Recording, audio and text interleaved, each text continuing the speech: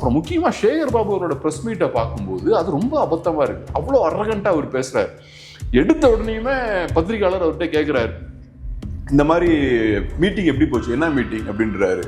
அடுத்து இந்த மாதிரி வாக்குறுதி கொடுத்தீங்களா, என்ன வாக்குறுதி அப்படின்றாரு.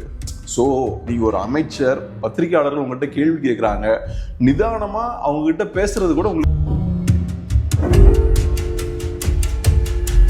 வாங்கணும். ஓட்டு வாங்குறதுக்கு நான் என்ன வேணாலும் பண்ணுவேன். எனக்கு இவங்களை பற்றிலாம் கவலை கிடையாது. இவங்க கொஞ்சம் தூய்மை பணியாளர் கொஞ்சம் பேர் தான், அவங்கள பற்றி கவலை இல்லை. பெருசாக ஓட்டாக கன்வெர்ட் ஆக போகிறதில்ல, ஓட்டில் பெரிய பாதிப்பு ஏற்பட போகிறதில்ல. ஸோ சம்பளம் நான் கொடுக்க மாட்டேன். ஸோ இந்த என்டையர் சிஸ்டமே பார்த்தீங்கன்னா, நீ இருக்கக்கூடிய ஊர் சென்னை, நீ இருக்கக்கூடிய ஊர் நீங்க சொன்ன மாதிரி 2 கிலோமீட்டர் தூரத்துல இருக்கு. இங்க நடக்கக்கூடிய இந்த அநியாயத்தை பத்தி உங்களால பேச முடியல. ஆனா நீ எதை பேசுறீங்க, கியூபா மக்களுக்கு நீங்க கூட நிக்கிறீங்க. இது காட்டக்கூடியதே பச்சையா என்னன்னா, இன்னைக்கு இவங்களால இங்க இருக்கக்கூடிய அரசியலை பேச முடியாது, அதுக்கான ஃப்ரீடமும் கிடையாது, அதுக்கான தைரியமும் உங்களுக்கு கிடையாது. இந்த கட்சிகள் ஃபுல்லா காணாம போயாச்சு, அவங்களோட ஸ்பேஸ் கம்ப்ளீட்டா கரைஞ்சிருச்சு. பிசிகாவா இருக்கலாம், கம்யூனிஸ்டுகளா இருக்கலாம், காங்கிரஸா இருக்கலாம், எம்டிஎம்கேவா இருக்கலாம், இந்த கட்சிகளால எதுவும் பெருசா பண்ண முடியல. அவர் வரேன்னு சொன்னார்னா வரட்டும், அதுல என்ன தப்பு இருக்கு? அதுக்கு டிராஃபிக் ஆச்சுன்னா ஆகட்டும், பிரச்சனை வந்தா வரட்டும், எல்லாமே கரெக்ட் தான், அதெல்லாம் தேவைதான். அது எல்லாமே உங்க போராட்டத்துக்கு வலு சேர்க்கும். அதனால 2 சைட்லயும் தப்பு இருக்கு. இவங்களுமே அதை அலோவ் பண்ணிருக்கணும். 2வது விஜயுமே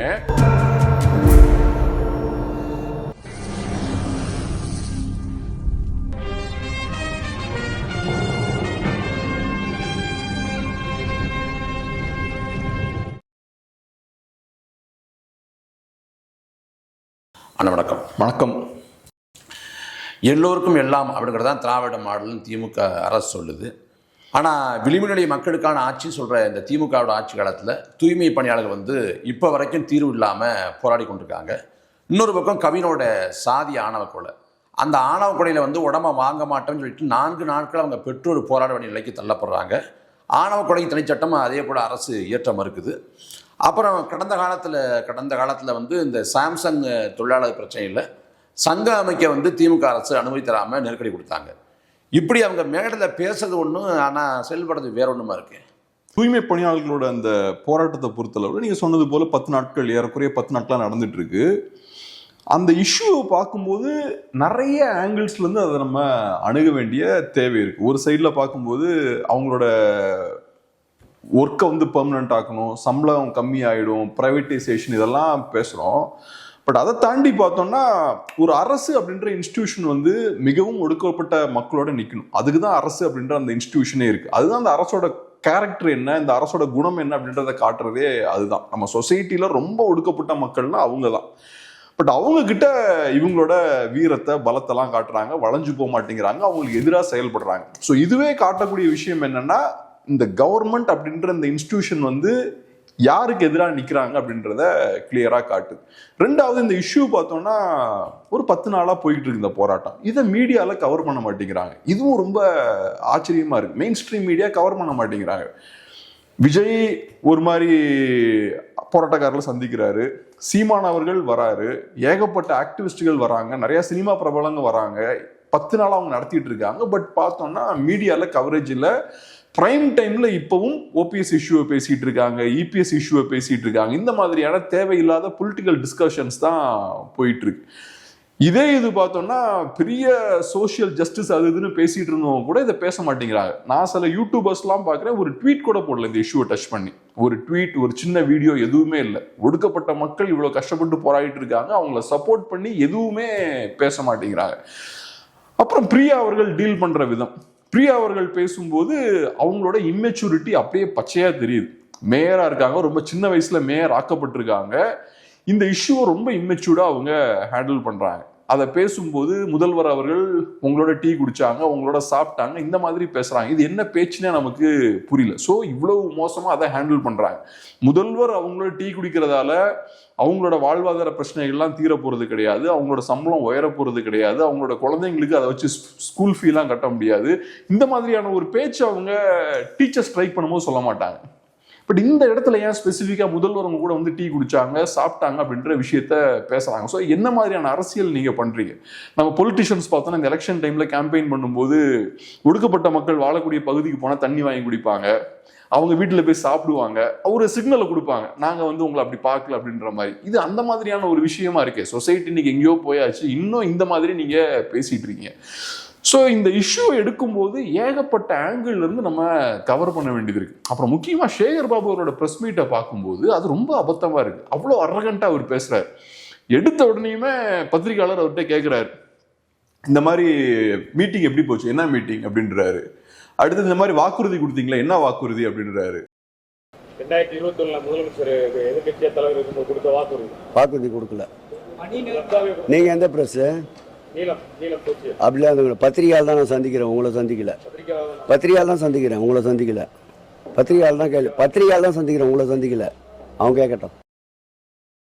ஸோ நீங்க ஒரு அமைச்சர், பத்திரிகையாளர்கள் உங்ககிட்ட கேள்வி கேட்குறாங்க, நிதானமா அவங்க கிட்ட பேசுறது கூட உங்களுக்கு. இன்னொன்னு என்னன்னா, சேகர் பாபுக்கு என்ன வேலை, நேரு தானே நியாயமா வரணும் அப்படின்ற கேள்வி வைக்கிறாங்க. அந்த கேள்வியும் வைக்கிறாங்க. அதுதான் நியாயமா நேரு அவர்கள்லாம் வரணும், சேகர் பாபு அவர்களுக்கு அங்கே வேலையும் கிடையாது. ஆனா அங்க வந்துட்டு இவ்வளோ அத்தாரிட்டியோட ரொம்ப எகத்தாளமா அவரு பேசுறாரு. பத்திரிகையாளர்கள் ரொம்ப ரஃபா டீல் பண்றாரு. இந்த மாதிரி பத்திரிகையாளர்களை ரஃபா டீல் பண்ணும்போது இங்க ஏகப்பட்ட பத்திரிகையாளர்கள் சங்கங்கள், அமைப்புகள்லாம் இருக்காங்க, அவங்க எல்லாம் குவைட்டா இருக்காங்க. இவங்கெல்லாம் பார்த்தோம்னா அதிமுக ஆட்சியில பத்திரிகையாளர்களுக்கு ஒண்ணுன்னா பயங்கர தீவிரமா செயல்பட்டாங்க. இன்ஃபேக்ட் இப்ப எஸ் வி சேகர் வீட்டுல எல்லாம் போய் கல்லெல்லாம் விட்டு எரிஞ்சாங்க. அந்த அளவுக்குலாம் போகணும்னு நம்ம சொல்ல, பட் கொஞ்சம் ஆக்ஷன் எடுங்க. ஒரு அமைச்சர் இப்படி பேசுறாரு, அமைச்சரோட வேலை என்ன?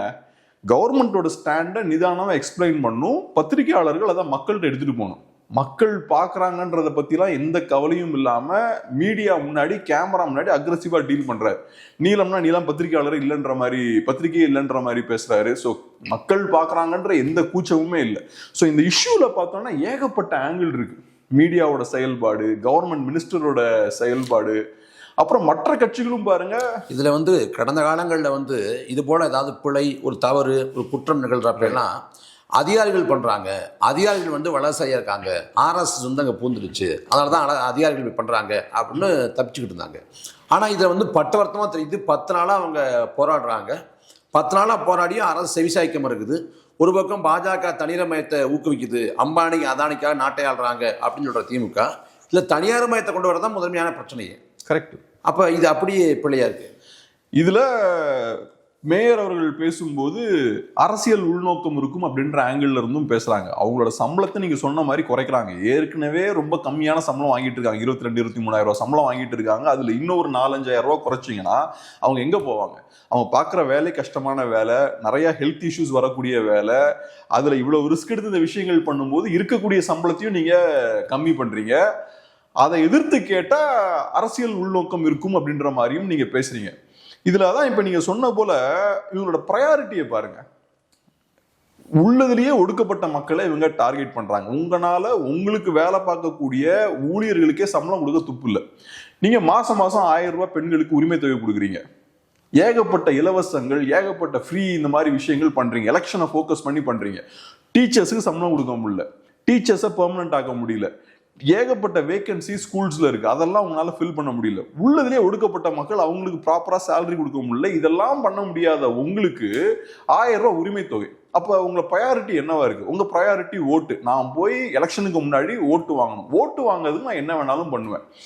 எனக்கு இவங்களை பத்திலாம் கவலை கிடையாது. இவங்க கொஞ்சம் தூய்மை பணியாளர் கொஞ்சம் பேர் தான், அவங்கள பத்தி கவலை இல்லை. பெருசா ஓட்டா கன்வெர்ட் ஆக போறது இல்லை, ஓட்டுல பெரிய பாதிப்பு ஏற்பட போறது இல்லை. ஸோ சம்பளம் நான் கொடுக்க மாட்டேன். ஸோ இந்த என்டையர் சிஸ்டமே பார்த்தீங்கன்னா ஓட் ட்ரிவனா இருக்கு. சீமான் அவர்கள் கூட அதான் பேசியிருப்பார். ஸோ ஓட்டை ப்ரையாரிட்டைஸ் பண்ணி பண்ணும்போது அவங்க ஹியூமன் ரைட்ஸை பத்தி மதிக்கிறது இல்லை, ஒடுக்கப்பட்ட மக்களை பத்தி கவலைப்படுறது இல்லை. ஆனா இன்னொரு சைடு பயங்கரமான கேம்பெயின், ஃபுல்லா ப்ரொபகண்டா மோட்லயே இருக்கிறது. நாங்க சோசியல் ஜஸ்டிஸுக்காக நிற்கக்கூடியவங்க, நாங்க சமூக நீதி போராளிகள், நாங்க கம்யூனிஸ்டுகள், இடதுசாரிகள், அம்பேத்கரியவாதிகள், எல்லாத்தையும் உள்வாங்கிட்டு அப்பட்டமா முதலாளியை விட மோசமா ஒடுக்கப்பட்ட மக்களை அப்ரஸ் பண்றாங்க. நியாயமான ஒரு கவர்மெண்டா இருந்தா உள்ளதுலேயே ஒடுக்கப்பட்ட மக்கள் பக்கத்துல நிக்கணும், அவங்க பக்கத்துல நின்று சாலிடா அவங்கள சப்போர்ட் பண்ணணும். அப்படி சப்போர்ட் பண்ணும்போது தான் மக்கள் பார்க்கும்போது தெரியும், உள்ளதுலேயே ஒடுக்கப்பட்ட மக்கள் பக்கத்துல கவர்மெண்ட் நிக்குதுன்னா நாளைக்கு எல்லார் பக்கமும் அவங்க நிற்பாங்க. இங்க உள்ளதுலேயே ஒடுக்கப்பட்ட மக்களை தான் மோசமா ஒடுக்குறாங்க அவங்க. அரசுன்ற இந்த நிறுவனம் இவங்க ஸ்ட்ரென்த்தை யூஸ் பண்ணி அதை கிரஷ் பண்றாங்க. ஸோ இந்த கவர்மெண்டோட ஓவரால் கேரக்டரை அது அம்பலப்படுத்துது இந்த இஷ்யூ. இது வந்து தூய்மை பணியாளர்கள் இந்த போராட்டம் வந்து உச்சம் பெற்றிருக்கிற இந்த வேளையில் நாம் பேசி கொடுக்குற இன்னைக்கு வந்து மாலையில் வந்து இந்த ரிப்பான் மாளிகையிலேருந்து 1.7 கிலோமீட்டர் தொலைவில் இருக்கக்கூடிய ராஜா அண்ணாமலை மன்றத்தில் வந்து ஐயா ஸ்டாலின் தலைமையில் ஒரு நிகழ்வு நடக்குது. நிகழ்வை யார் எடுக்கிறாங்கன்னு பார்த்தா இடதுசாரிகள், கம்யூனிஸ்டுகள். அதுக்கு என்ன தலைப்பு அப்படின்னா, ஏகாதிபத்திய சதிகளை முறியடிப்போம், அப்புறம் சோசியலிச கீபாவை மீட்போம், பிடல் காஸ்டோட 100 பெருவிழா அப்படின்னு.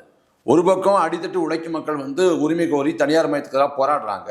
அதை வந்து செவிசாய்க்க மறுத்து அடக்குமுறையை கட்டவிழ்த்து விடுது ஆளக்கூடிய அரசு.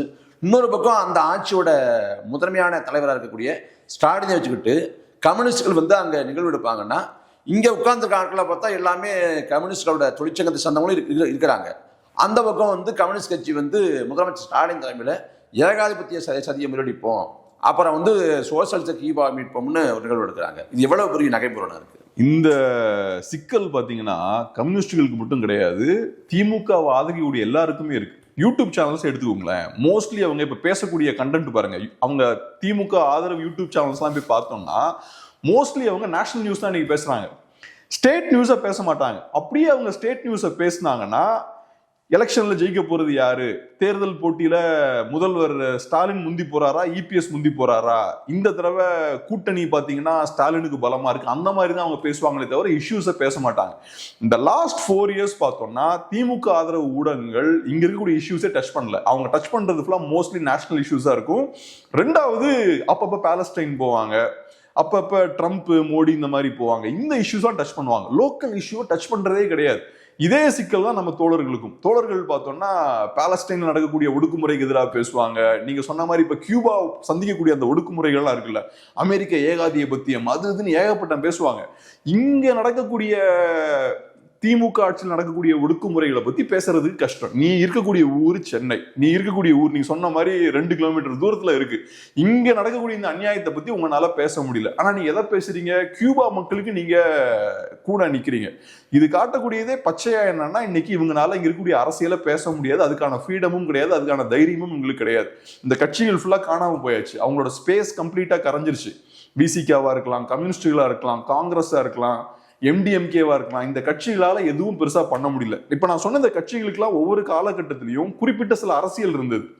எம்டிஎம்கே தமிழ் அரசியலை ஸ்ட்ராங்கா கையில் எடுத்திருந்தாங்க, கம்யூனிஸ்டுகள் தொழிலாளர்களோட அரசியலை கையில வச்சிருந்தாங்க, காங்கிரஸ்னு பார்த்தோம்னா நேஷனல் லெவல் அவங்க பொலிட்டிக்ஸை கையில வச்சிருந்தாங்க, பிசிகே ஒடுக்கப்பட்ட மக்களுக்கான அரசியல். இந்த அரசியலை ஃபுல்லா இன்னைக்கு திமுக தூக்கிட்டாங்க. இன்னைக்கு திமுகவும் பார்த்தோம்னா தோழர்னு பேசிப்பாங்க, மார்க்சியம் பேசிப்பாங்க, அம்பேத்கரியம் பேசிப்பாங்க, இதெல்லாம் பேசிட்டு இவங்க அரசியலை ஃபுல்லா அவங்க தூக்கியாச்சு. அது போக இவங்க கூட்டணியிலையும் இருக்காங்க, அவங்க டொனேஷனும் வாங்குறாங்க, எதுவும் பேச முடியாது அப்படின்ற ஒரு இடத்துலதான் இருக்காங்க. இன்னைக்கு கம்யூனிஸ்டுகளுக்குன்னு ஒரு ஸ்பேஸே இல்லைங்க. ஸோ ஒன்று கம்யூனிஸ்டோட ஐடியாலஜியை ஹைஜாக் பண்ணியாச்சு.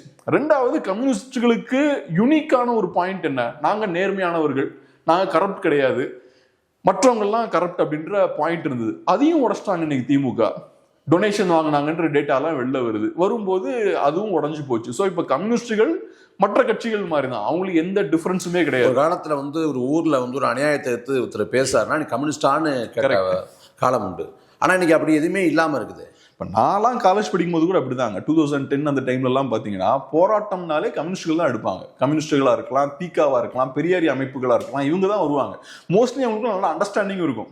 தோழர் இந்த மாதிரி நீங்க ஒரு போராட்டம் இருக்கு, நம்ம ஆட்கள் ஒரு 40 பேர் தான் இருக்கும், நீங்க ஒரு 20 பேர் வாங்கன்ற மாதிரிலாம் அவங்களுக்கும் நல்ல அண்டர்ஸ்டாண்டிங் இருக்கும். இன்னைக்கு பெரிய லெவல்ல போராட்டங்கள் இன்னைக்கு அவங்க பேசுறவங்க கூட கம்யூனிஸ்டா இருக்கட்டும் இல்ல பெரியாரியவாதிகளா இருக்கட்டும், அவங்க என்ன பேசுறாங்கன்னா எந்த முடிநடையில பேசுறாங்கன்னா, இந்த மாதிரி செஞ்சா இது வந்து திமுகவுக்கு பலவீனத்தை ஏற்படுத்தும், திமுகவுக்கு வந்து தேவையில்லாம ஒரு மக்கள் மத்தியில் அதிருப்தியை உருவாக்கும், இப்படி பேசுறாங்களே ஒழிய அந்த தூய்மை பணியாளர் போராட்டங்கிறது நியாயமானது, அதை நிறைவேற்றுங்க அப்படிங்கிற அந்த தொழிலை பேசல. திமுகவை பலவீனப்படுத்துறதாங்க உங்க வேலை. முதலாளித்துவ கட்சி, அந்த கட்சி மேல அழுத்தம் போடுறதுதான் உங்க வேலை. நீங்க திமுகவை பலவீனப்படுத்துறதையே ஒரு பெரிய தவறுன்னு பாக்குறீங்கன்னா, அந்த அளவுக்கு திமுகவோட நலனும் உங்களோட நலனும் சேமா இருக்குன்னு அர்த்தம். அந்த அளவுக்கு நீங்க திமுகவோட கரைஞ்சிட்டீங்க. திமுகவுக்கு வலிச்சா எனக்கும் வலிக்கும் நீங்க பாக்குறீங்க. அப்படி இறங்கி போயிருக்கவே கூடாது.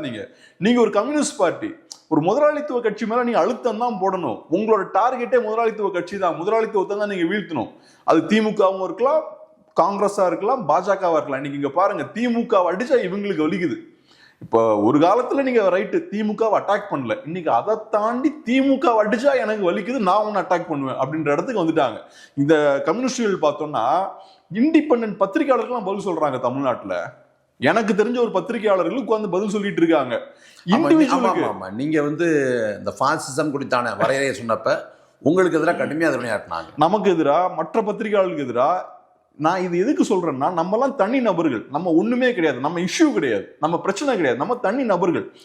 தனி நபருக்கு நீங்க பதில் சொல்றீங்க, ஆனா ஒரு இஷ்யூவை கையிலேயே எடுக்காம உங்க கண்ணு முன்னாடி இவ்வளவு பெரிய இஷ்யூ இருக்கு, அப்படியே இப்படி திரும்பிட்டு இப்படி நிக்கிறீங்க, அதை பத்தி பார்க்கவே மாட்டேங்கிறீங்க, அதை பத்தி பேச மாட்டேங்கிறீங்க. ஒரே காரணம் தான், திமுகவை சங்கடப்படுத்திடும். அந்த அளவுக்கு நீங்க திமுகவோட கரைஞ்சு போயிட்டீங்க. அப்ப எதுக்கு உங்களுக்கு கட்சி? பேசாம திமுகல போய் சேர வேண்டியதானே. இங்க இருக்கக்கூடிய நிறைய கட்சிகளுக்கு அப்படிதான். இபிஎஸ் அவர்கள் சொல்றது உண்மைதான். இங்க இருக்கக்கூடிய நிறைய கட்சிகளை திமுக ஒழுங்கிட்டாங்க. எப்படி நேஷனல் லெவல்ல பிஜேபி நிறைய கட்சிகளை ஒழுங்கிட்டாங்களோ அதே மாதிரி திமுக இங்க நிறைய கட்சிகளை ஒழுங்கிட்டாங்க. பாஜகவுக்கு இங்க ஸ்பேஸ் கிரியேட் பண்ணி தராங்க. இந்த சிறிய கட்சிகளை காலி பண்ணிட்டாங்க. சோ முன்னாடிலாம் அந்த சிறிய கட்சிகள் மற்ற பெரிய கட்சிகளுக்கு ஒரு அழுத்தம் போட்டுட்டு இருந்தாங்க. அந்த ரோலை இன்னைக்கு பண்றதுக்கு யாருமே இல்லை. சிறிய கட்சிகள் குவைட் ஆயாச்சு, மீடியா குவைட் ஆயாச்சு, ஆக்டிவிஸ்டுகள் குவைட் ஆயாச்சு, இஷ்யூஸை பேசுறதுக்கு யாருமே இல்லை. மக்கள் தனியா நின்று சண்டை போட்டு இருக்காங்க. மீடியா சப்போர்ட் இல்லாம, இந்த சிறிய கட்சிகளோட சப்போர்ட் இல்லாம மக்கள் தனியா சண்டை போட்டு இருக்காங்க. 10 நாள் அவங்க இன்னைக்கு கஷ்டப்பட்டு களத்துல நிக்கிறாங்க, அந்த வெயில்ல அவங்க நிக்கிறாங்க. அப்புறம் 10 நாள் கழிச்சு இப்ப மெதுவா ஒவ்வொருத்தங்களா வெளியே வர ஆரம்பிக்கிறாங்க. ஸோ இந்த சுமையை ஃபுல்லா அவங்களே ஃபேஸ் பண்றாங்க. கம்யூனிஸ்டுகள் கூட டே 1ல இருந்து இருந்திருக்கணும். இன்ஃபேக்ட் நீங்க டே 1ல இந்த போராட்டத்தை நீங்க தான் ஆர்கனைஸ் பண்ணிருக்கணும். நீங்க தான் ஸ்டார்டிங்ல எடுத்து பண்ணிருக்கணும். அவன் கஷ்டப்பட்டு உங்களெல்லாம் மீறி போராட்டத்தை ஆர்கனைஸ் பண்ணி 10 நாள் கழிச்சு உங்களுக்கு வர முடியல. கியூபா தான் உங்களுக்கு முக்கியமா படுது. இங்க இருக்கக்கூடிய தூய்மை பணியாளர்கள் உங்களுக்கு முக்கியமா படல. இது கவினோட சாதி ஆணவ கொலையும் இதே சமயத்தில் வந்து சில நாட்களுக்கு முன்பாக நடைபெற்றுச்சு. அந்த கவினோட சாதி ஆணவ கொலையில் வந்து 4 நாட்கள் வரைக்கும் உடம்பை வாங்காமல் பெற்றோர் போராட்டம் பண்ணுறாங்க. ஏன்னா உடம்பை வாங்கிட்டோம்னா நம்ம போராட்டத்துக்கு வந்து அரசு மதிப்பளிக்காதுங்கிறது தான் அவங்களோட பார்வை. இதில் இந்த சண்முகவேலுங்கிற ஒரு காவலர் கொலை செய்யப்படுறாரு. காவலர் கொலை செய்யப்பட்ட 1 மணி நேரத்துக்குள்ளே வந்து இரங்கல் அறிக்கை ஐயா ஸ்டாலின் வருது. அப்புறம் வந்து நிவாரணம் அறிவிக்கிறாரு. உடனடியாக வந்து என்கவுண்டர்லேயே கொண்டாடுறாங்க அதில் ஒரு தொடர்புடைய கொலையாளியை. இதில் அந்த சண்முகவேலுங்கிற ஒரு காவலரோட படுகொலைக்கு வந்து அவ்வளவு பேசிய உடனடியாக எதிர்வினையாற்றிய திமுக அரசு, அதே சமயத்தில் இந்த சாதி ஆணவ கொலையில் 4 நாட்கள் 5 நாட்கள் வரைக்கும் வாய் திறக்காமல் இருக்குது. கடைசியில் தூத்துக்குடிக்கு ஐயா ஸ்டாலின் போகிறப்ப வேற ஒரு திட்டத்தை தொடங்கி வைக்க போகிறாரு. அப்போ தூத்துக்குடிக்கு போயிட்டு அங்கே ஆறுதல் சொல்லலைன்னா அது விமர்சனமாகும், பேசுகொள்ளாங்கிறதுனால அலைவேஸில் கூப்பிட்டு 5 நாள் 6 நாள் கழிச்சு ஆறுதல் சொல்கிறாரு. தூத்துக்குடியில் இருந்துகிட்டே தூத்துக்குடிக்கு போனார். அப்புறம் அந்த சாதி ஆணவ கொலைக்கு தனிச்சட்டம் வேணுங்கிற அந்த கோரிக்கை வந்து வலுப்பெறுது இந்த சமயத்தில். ஆனால் இது வரைக்கும் அதை ஏற்றுவேங்கிற வாக்குறுதியை வந்து திமுக அரசு தர மாட்டேங்குது. அப்போ சமத்துவம், சாதி ஒழிப்பு இதுதான் முதன்மையான குறிக்கோள்னு சொல்லக்கூடிய திமுக ஒரு சாதி ஆணவ கொலை நிகழ்ந்து பொதுவாக அந்த சாதி ஆணவ கொலைக்கு வந்து பொது சமூகம் வந்து எதிர்வினையாற்றுறது, கடந்து போகும், இயக்கங்கள் கட்சிகள் போராடும். ஆனால் இந்த முறை விதிவிலக்கா வந்து பொது சமூகமே கண்டிக்குது அந்த பையனோட படுகொலையை பார்த்துட்டு. ஆனால் இதில் வந்து திமுகவாக இருக்கட்டும், மற்ற இந்த தூய்மை பணியாளர் வாரத்தை எப்படி எடுத்துட்டாங்களோ அதே போல் திமுகவுக்கு சங்கடத்தை கொடுத்துடக்கூடாதுன்னு அந்த சாதி ஆணவ கொலைக்கு ஆளாக்கப்பட்ட அந்த குடும்பத்தார பக்கம் எந்த பெரியாரியவாதியும் களத்துக்கு போகலை. குளத்திருமணியோ, கு ராமகிருஷ்ணனோ, இல்லை சுவீரபாண்டியனோ, ஓவியாவோ, அருள்மொழியோ, மதிவதனியோ யாருமே போகலை. இந்த செயல்பாடுகளை எப்படி புரிஞ்சுக்கிறது? ஆனா இதான் ரொம்ப ஆச்சரியமா இருக்கு. இன்ஃபேக்ட் நான் என்ன சொல்லுவேன்னா, திமுகவே அவங்கள போக சொல்லணும். இவங்க இப்படி போக மாட்டேன்ட்டு நிக்கிறாங்க இல்லையா, அவங்கள போக சொல்லணும். ஏன்னா அவங்களுக்கான ஸ்பேஸே காணாம போயிடுச்சு பாருங்க. இப்ப நீங்க சொன்ன மாதிரி நிறைய பெரிய அரசுகள் இருக்காங்க, பிசிகே கட்சி இருக்கு, அவங்கள ஃப்ரீயா செயல்படுறது கொஞ்சமாவது அலோவ் பண்ணும். அதெல்லாம் பண்ணும்போது தான் அந்த இயக்கங்கள் மேல, தலைவர்கள் மேல மக்களுக்கு ஒரு நம்பிக்கை இருக்கும். அவங்க ஒரு ஷாக் அப்சர்வர் மாதிரி இருப்பாங்க. பட் அன்பார்ச்சுனேட்லி திமுக அதை விரும்பலன்னு நினைக்கிறேன். அதனாலதான் இவங்களும் அந்த மாதிரி குவைட்டா இருக்காங்க. அது திமுகவுக்கே கண்டிப்பா அது நல்லது கிடையாது. 2வது, இப்ப நீங்க சொன்னது போல சாதி ஆணவ கொலை நடக்குது, அதை பத்தி பேசுறதுக்கு எல்லாருமே தயங்குறாங்க. விஜயால இன்னைக்கு வரைக்கும் அறிக்கை விட முடியல. ஸோ அதுக்கு பின்னாடி ஒரு லாஜிக் இருக்கு. அதை கையில எடுக்கிறதுக்கே எல்லாரும் கஷ்டப்படுறாங்க. ஏதோ ஒரு வகையில நம்ம ஓட்ஸை அது டிஸ்டர்ப் பண்ணும் அப்படின்ற மாதிரி அவங்க பாக்குறாங்க. ஸோ பெரிய ஒரு அநியாயம் நடந்திருக்கு. அநியாயமா ஒரு பையன் வந்து கொல்லப்பட்டிருக்கான். அவன் ஒன்றும் பெரிய தப்பு எதுவும் பண்ணல, கொல்லப்பட்டிருக்கான். நியாயத்து பக்கம் இவங்களை யாருக்கும் நிக்க முடியல. நியாயத்து பக்கம் நிக்கிறதுக்கு இவ்வளவு யோசிக்கிறாங்க. இத்தனைக்கும் நீங்க சோசியல் ஜஸ்டிஸ், சமத்துவம், அம்பேத்கரியம் இதெல்லாம் சொல்லி ஓட்டு வாங்கிட்டு இருக்கீங்க, அரசியல் பண்ணிட்டு இருக்கீங்க.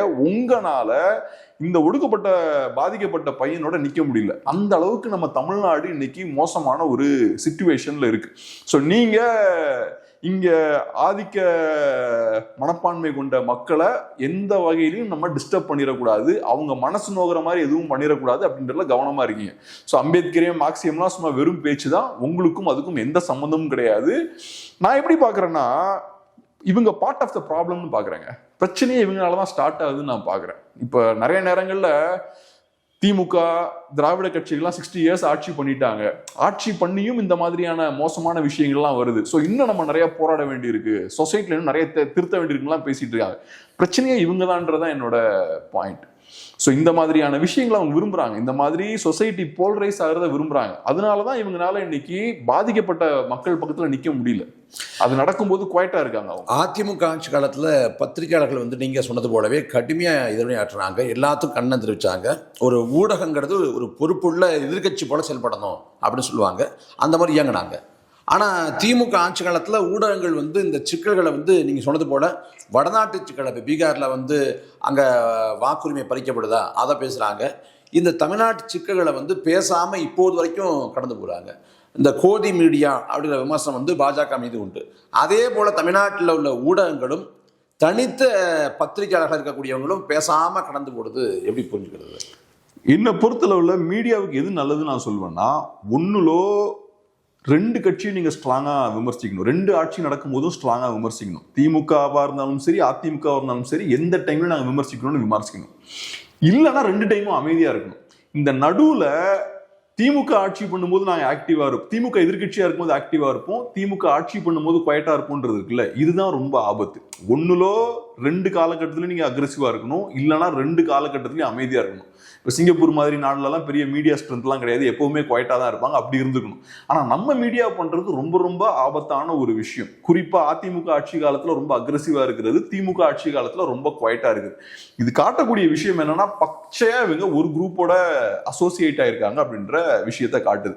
இப்ப ஆன்டி இன்கம்பன்சி அதிகமாயிட்டே இருக்கு, எலெக்ஷன் கிட்ட நெருங்கிக்கிட்டே இருக்கு, நிறைய இஷ்யூஸ் வர ஆரம்பிக்குது. அதிமுக இந்த அளவுக்கு அக்ரெசிவா ஸ்டார்டிங்ல இருந்திருக்கலாம். இன்ஃபேக்ட் அதிமுக ஃபர்ஸ்ட் ஒரு 3.5 இயர்ஸ் குவைட்டா இருந்திருக்காங்க, பெருசா இஷ்யூஸ்லாம் வெளில வரல. ஆனா இப்போ ஒவ்வொன்றா வெளியே வர ஆரம்பிக்குது. எந்த இஷ்யூஸ்லயும் ஊடகங்களால பாதிக்கப்பட்ட மக்களோட நிக்க முடியல. இது எவ்வளவு பெரிய ஒரு அவலம். 10 நாளா போராடிட்டு இருக்காங்க, இவங்க கூட வந்து மீடியானால நிக்க முடியல. இதே இது காங்கிரஸ் ஆட்சி பீரியட்லாம் நான் பார்த்திருக்கேன். என்டிடிவிலாம் அவ்வளவு அக்ரெசிவா இருப்பாங்க. ஒரு பிரச்சனை வருதுன்னா கிரவுண்டுக்கு போய் அந்த இஷ்யூ அப்படியே டாப் டு பாட்டம் அலசுவாங்க. தமிழ்நாட்டிலையும் அதே மாதிரிதான் எல்லாம் டாப் ஜேர்னலிஸ்டுகள் முரட்டுத்தனமா ஒர்க் பண்ணாங்க அதிமுக ஆட்சி காலத்துல. இன்னைக்கு அவங்களால எதுவுமே ஒர்க் பண்ண முடியல. குறிப்பா கள்ளச்சாராய மரணங்கள்லாம் எனக்கு அது இன்னைக்குமே நம்ப முடியல. அவ்வளோ பேர், 70 பேர் 69 பேர் இறந்து போயிட்டாங்க. ஒட்டுமொத்தமா 100 பேர் மரக்காண செங்கல்பட்டு சேர்த்து. ஸோ ஏறக்குறைய 70 பேர் இறந்துருக்காங்க. இந்த இஷ்யூவை டச் பண்ண முடியல. இந்த இஷ்யூவை டச் பண்றதுக்கு நம்ம ஆளுங்க யோசிச்சு டச் பண்றாங்க. ஃபர்ஸ்ட் இந்த இஷ்யூ அப்படியே வெளில வருது, வெடிக்க ஆரம்பிக்குது, பெருசா கையில் எடுக்கல. அதுக்கப்புறம் வேற வழியே இல்லை, கையில எடுத்தே தீரணுன்ற போது கையில் எடுக்கிறாங்க. அப்புறம் டக்குன்னு வேற ஏதாவது புதுசா ஒரு இஷ்யூ வந்தா அதை பார்த்து அப்படி டைவர்ட் ஆகி போகுது. அதுவும் நீங்க நல்லா நோட் பண்ணீங்கன்னா, திமுக பீரியட்ல ஊடகங்கள் இந்த மாதிரி இஷ்யூஸை கையில் எடுத்து பேசும்போது பயங்கர பேஷனேட்டா பேசுவாங்க. நெறியாளரே பயங்கர கோவப்படுவாரு, ஒடுக்கப்பட்ட மக்கள் பக்கத்துல இருப்பாரு, கத்துவாரு, ஆச்சா புச்சாம்பாரு. இப்ப கள்ளக்குறிச்சி இஷ்யூலாம் நீங்க பாத்தீங்கன்னா அப்படி ரொம்ப பக்குவமா டீல் பண்றாங்க. அது அரசு மேல நம்ம நியாயமான விமர்சனங்களை கண்டிப்பா வைத்துதான் ஆக வேண்டும். இந்த மாதிரியான குற்றச்சாட்டுகளை நம்ம கண்டிப்பா முன்வைக்க தான் தீரணும். ஜனநாயகத்துக்கு ரொம்ப அவசியம். ரொம்ப அப்படியே பேலன்ஸ்டா, எமோஷன்ஸ்லாம் இல்லாம ரொம்ப நீட்டா டிஸ்கஸ் பண்றாங்க. அந்த டிஸ்கஷன்ஸோட இன்டென்சிட்டியே மாறி இருக்கு.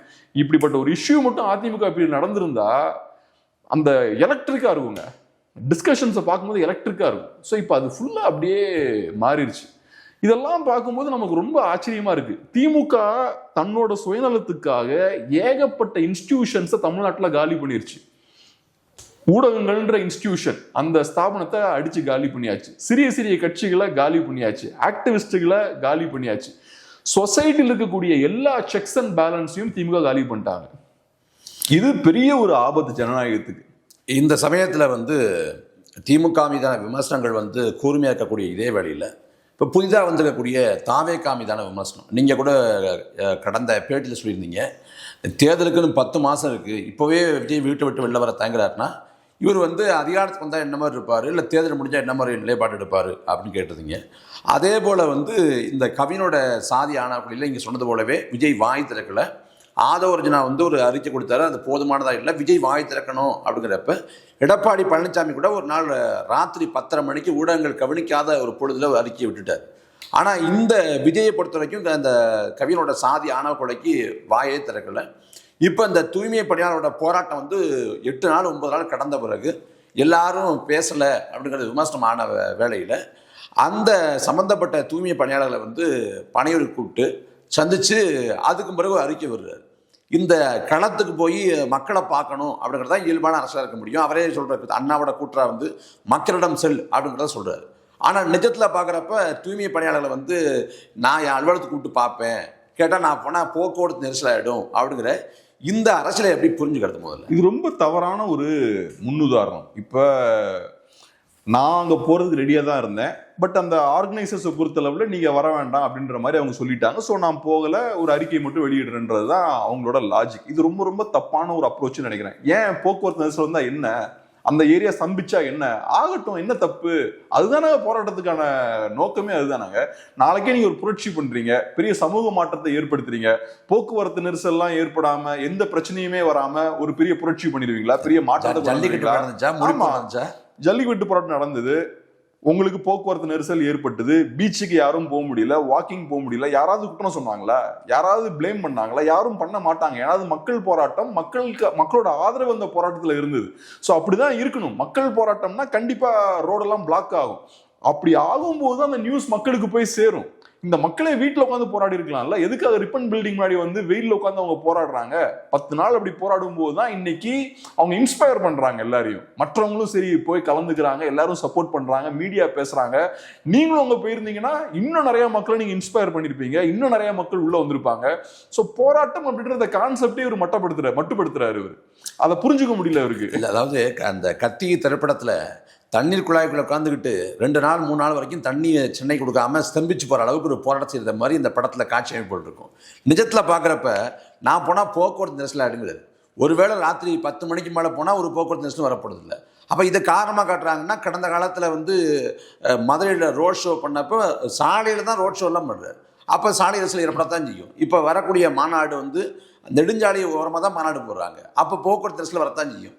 அப்போ அங்கே வராத போக்குவரத்து நெரிசல் இங்கே வருதுன்னா மக்களை சந்திப்பதில் விஜய்க்கு என்ன தயக்கம்? போக்குவரத்து நெரிசல் வரதான் செய்யும், வரதுல தப்பும் கிடையாது. போராட்டம் பண்ணா போக்குவரத்து நெரிசல் வரதான் செய்யும். ரோட பிளாக் பண்ணி போராட்டம் பண்ணுவாங்க, முற்றுகை போராட்டங்கள் பண்ணுவாங்க. அதுக்கான நோக்கம் என்னன்னா, அப்படிலாம் பண்ணும்போது தான் மக்களோட பார்வை, என்டையர் தமிழ்நாட்டோட பார்வை அந்த போராட்டத்துக்கு கிடைக்கும். ஸோ மக்கள் போராட்டத்தை ஃபோக்கஸ் பண்ண ஆரம்பிப்பாங்க. ஸோ அது ஒரு போராட்ட வடிவம், அதுல எந்த தப்பும் கிடையாது. இப்ப நம்ம ஊர்ல பார்த்தோம்னா டெய்லி போராடுவாங்க. நம்ம சைதாப்பேட்லயே பார்த்தோம்னா அந்த ஜங்ஷன்ல போராடுவாங்க, ஒரு 10 பேர் வருவாங்க. அது ஒரு சம்பிரதாயம் மாதிரி. இந்த மாதிரி நீங்க பண்ணா டிஸ்டர்பன்ஸ், பப்ளிக் நியூசன்ஸ் அது. ஆனா இது மக்கள் பிரச்சனை, மக்கள் போராட்டம். இதுக்காக நீங்க களத்துல வரீங்கன்னா ஒரு தப்பு கிடையாது, யாரும் உங்களை பிளேம் பண்ண மாட்டாங்க, எல்லாரும் உங்களை சப்போர்ட் தான் பண்ணுவாங்க. ஒரு கட்சி இப்படிதான் போராடணும். பட் அன்பார்ச்சுனேட்லி போராட்டம் அப்படின்ற அந்த கான்செப்டே அவர் டைல்யூட் பண்றாரு. சரி, நீங்க வந்து போக முடியல, அப்போ ஒரு அறிக்கை விட்டு சைலண்டா உட்கார வேண்டியதானே? அதை விட்டுட்டு அவங்க ஒரு ஸ்டேட்மெண்ட் கொடுக்குறாங்க, நாங்க போறதுக்கு விருப்பப்பட்டேன்னு சொல்லி. இதெல்லாம் எதுக்கு? இன்ஃபேக்ட் அந்த போராட்டக்காரர்களுமே அதை அப்படி சொல்லிருக்க கூடாது. இப்ப விஜய் வரலன்னு சொல்லிட்டா நீ அவரை ஃபோர்ஸ் பண்ண வேண்டாம். ஆனா அவர் வரேன்னு சொல்றாருன்னா வாங்கன்னு சொல்லியிருக்கணும். அது ஏன் நீங்க இல்ல வர வேண்டாம் நாங்க வந்து பாக்குறோம் ஏன் பாக்குறீங்க? அது தப்பு. அது அவர் வரேன்னு சொன்னாருன்னா வரட்டும், அதுல என்ன தப்பு இருக்கு? அதுக்கு டிராபிக் ஆச்சுன்னா ஆகட்டும், பிரச்சனை வந்தா வரட்டும், எல்லாமே கரெக்ட் தான், அதெல்லாம் தேவைதான். அது எல்லாமே உங்க போராட்டத்துக்கு வலு சேர்க்கும். அதனால 2 சைட்லயும் தப்பு இருக்கு. இவங்களுமே அதை அலோவ் பண்ணிருக்கணும். 2வது விஜயுமே, போராட்டக்காரங்களுக்கு வேலை இருக்குங்க, அவங்க களத்துல போராடிட்டு இருக்காங்க, நீங்க பனையூர்ல சும்மா உட்காந்துருக்கீங்க, நீங்க என்ன அங்க அவங்கள அங்க வர வைக்கிறது? அவனே நாங்க வந்து பார்க்க வரேன்னு சொன்னாலும் இல்ல நான் வந்து நியாயத்துக்கு பார்த்துருக்கணும், பட் அன்பார்ச்சுனேட்லி என்னால வர முடியல, பட் நீங்க உங்க வேலையை பாருங்க, நீங்க நிறைய கடுமையான வேலை பார்த்துட்டு இருக்கீங்க, தொழிலாளர்களை ஆர்கனைஸ் பண்ணணும், கவர்மெண்ட்டை பொறுத்தளவு இந்த போராட்டத்தை முடிவு கொண்டு வரதுக்கு நிறைய வேலைகள் பார்த்துட்டு இருக்காங்க, சைட்ல நிறைய ப்ரெஷர் போட்டுட்டு இருக்காங்க, கொஞ்சம் பேர் கலைஞ்சும் போறதாலாம் நியூஸ் வருது. ஸோ அந்த மக்கள் ஆர்கனைஸ் பண்ற வேலை இருக்கு. உங்களுக்கு அந்த வேலைலாம் கிடையாது. அந்த மக்கள் அந்த வேலையை பார்க்கட்டும். நீங்க ஏன் அங்க கூப்பிட்டு அவங்கள மீட் பண்றீங்க? ஒன்லோ கிரவுண்டுக்கு போகணும், இல்லைன்னா ஒரு அறிக்கையோட நிப்பாட்டிக்கணும். ஸோ அதை தாண்டி இந்த மாதிரி விஷயங்கள்லாம் பண்றது இது போராட்டத்துல குழப்பத்தை ஏற்படுத்தக்கூடிய ஒரு விஷயம்தான். ரெண்டாவது, இதுவே நான் எப்படி பாக்குறேன்னா, அழுத்தம் காரணமாக தான் அவர் இதெல்லாம் பண்ண வேண்டிய கட்டாயத்தில் தள்ளப்பட்டிருக்காரு. நார்மலா இருந்தா இந்த விஷயம்லாம் நடந்திருக்காது. 10 நாள் ஆச்சு, எல்லாரும் கேள்வி கேட்க ஆரம்பிச்சிட்டாங்க. அதுவும் குறிப்பா சீமான் உள்ள போனதுக்கு அப்புறம் என்ன ஆகுதுன்னா, மாற்று அரசியல்னு பேசக்கூடிய 2 கட்சிகள், ஒன்னு என்டிகே ஒன்னு டிவிகே, இவங்க உள்ள போயாச்சுன்னா அடுத்தது நேச்சுரலா எல்லாரும் இந்த பக்கம் தான் திரும்ப ஆரம்பிப்பாங்க. விஜய் என்ன பண்றாருன்னு கேக்குறாங்க. அந்த ப்ரெஷர் வரும்போது அவரு ஏதாவது செய்தாகணும் அப்படின்ற கட்டாயத்துக்கு தள்ளப்படுறாரு. இந்த ஒரு விஷயத்த பண்றாரு. ஸோ இது ஒரு சாக்கு போக்கு தான். அவர் கண்டிப்பா களத்துல இறங்கியிருக்கலாம். இறங்கியிருந்தா இது இன்னும் அந்த போராட்டத்துக்கு வலு சேர்த்திருக்கும். கமலஹாசன் வர்றப்ப வந்து எலைட் பாலிடிக்ஸ் பண்றாரு, ஒரு மேட்டுக்குடி அரசியல் பண்றாருங்கிற விமர்சனம் வைக்கப்பட்டுச்சு. ஆனா கமலஹாசன் விஞ்சுகிற அளவுக்கு விஜயோட செயல்பாடுகள் இருக்குது. இதில் விஜயோட கள செயல்பாடுகள் குறைவாக இருக்குது அப்படிங்கிற, கள செயல்பாடு இல்லை அப்படின்னே சொல்லலாம், ஏறக்குறைய இல்லைன்னே சொல்லலாம். இந்த சமயத்தில் விஜய் கட்சி தொடங்கிய பிறகு ஒரு பாராளுமன்ற பொதுத்தேர்தல் நடந்திருக்குது. அதுக்கு பிறகு விக்கிரவாண்டி தேர்தல், ஈரோடு கிழக்கு தேர்தல் இருக்குது.